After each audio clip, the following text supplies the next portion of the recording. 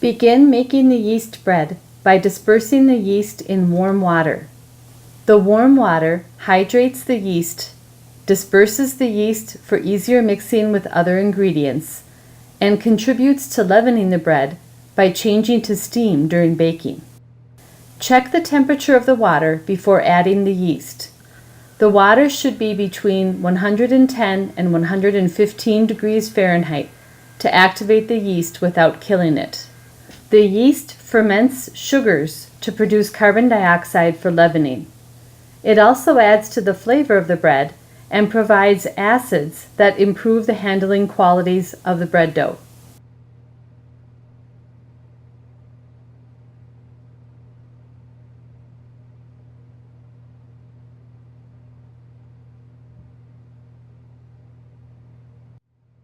Next, scald the milk in the top of a double boiler.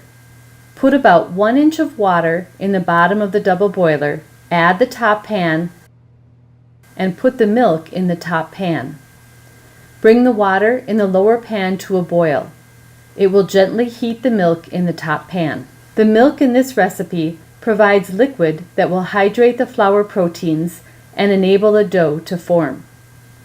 The milk is also necessary for dissolving the salt and sugar and for producing steam during baking that will help leaven the bread.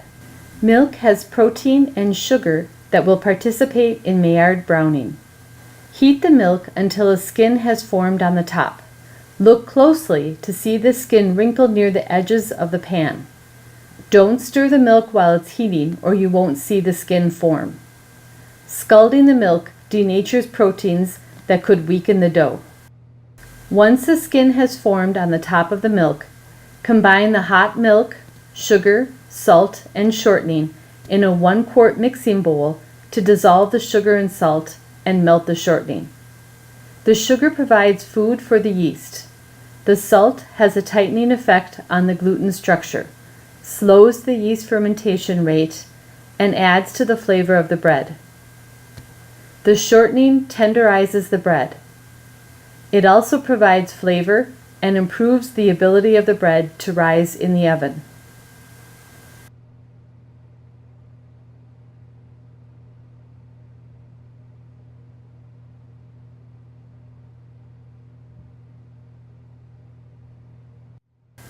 Once the sugar and salt have dissolved and the shortening melts, let the mixture cool to 95 degrees Fahrenheit to prevent killing the yeast. When the mixture has cooled, add the yeast and water mixture and half of the flour to hydrate the flour and begin preparing the dough.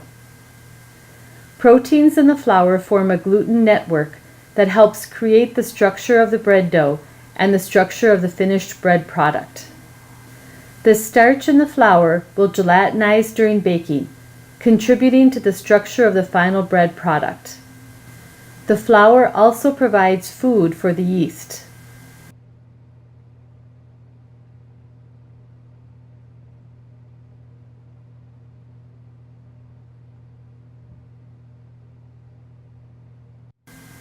Beat the mixture well to combine all the ingredients and to begin developing the gluten matrix.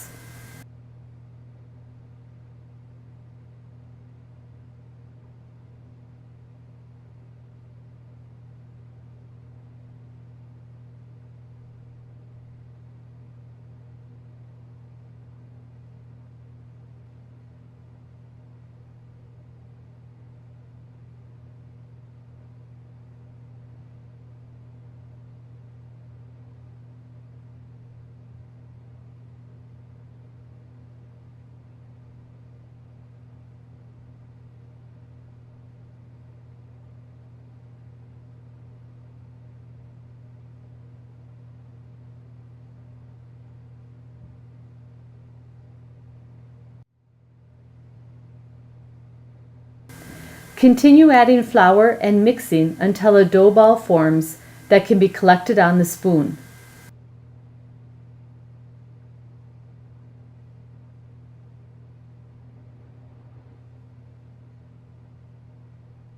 Sprinkle about a half a teaspoon of flour on a breadboard to keep the dough from sticking to the board.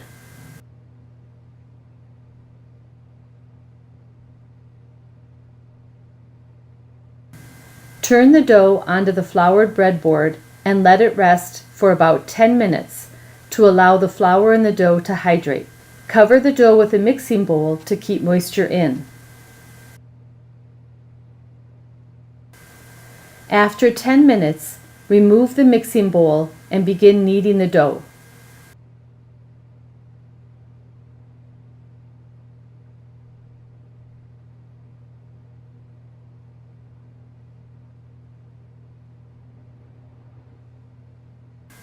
Kneading the dough develops the gluten structure and adds air that will help the dough rise. The technique for kneading bread involves flattening the dough ball with the heel of your hand, rotating the dough about a quarter turn, folding the far edge toward you, and again flattening the dough with the heel of your hand.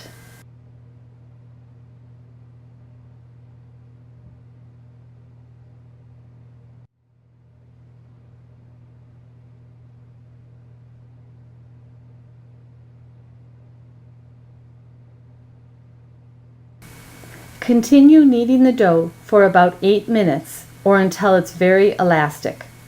You should lightly flour the board during kneading as necessary to prevent the dough from sticking.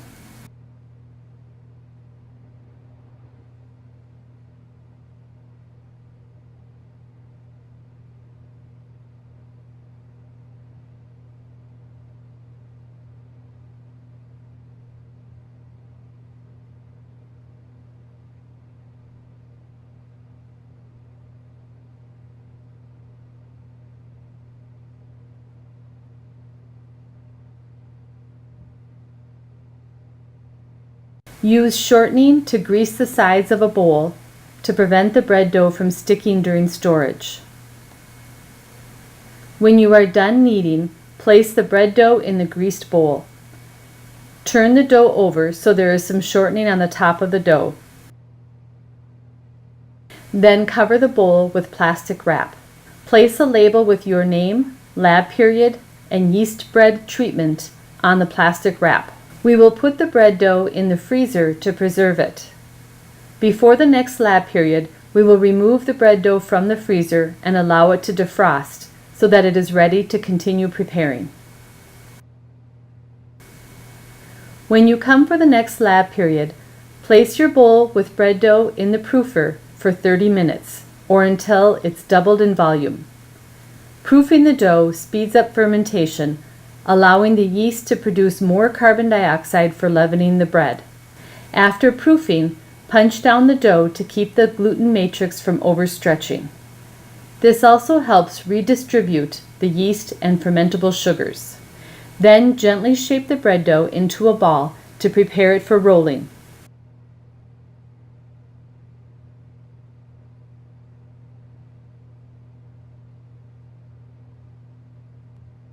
Roll the bread dough into a rectangle that is 3 inches wide by 7 inches long so that the dough will fit into the bread pan.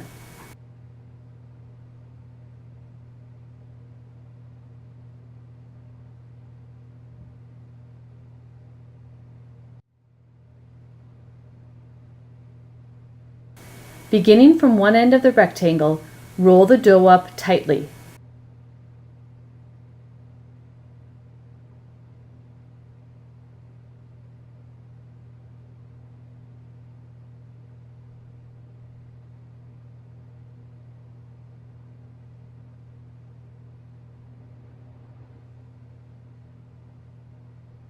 Seal the ends of the roll by pinching them together and folding them under to hold the shape.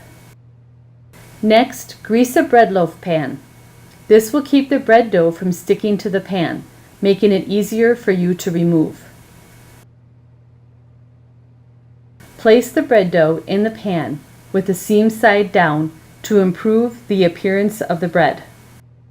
Cover the pan with the same plastic wrap and label that you used before. Place the pan with the bread dough in the proofer. Let the dough proof for 25 minutes to allow the yeast to produce more carbon dioxide for leavening the bread.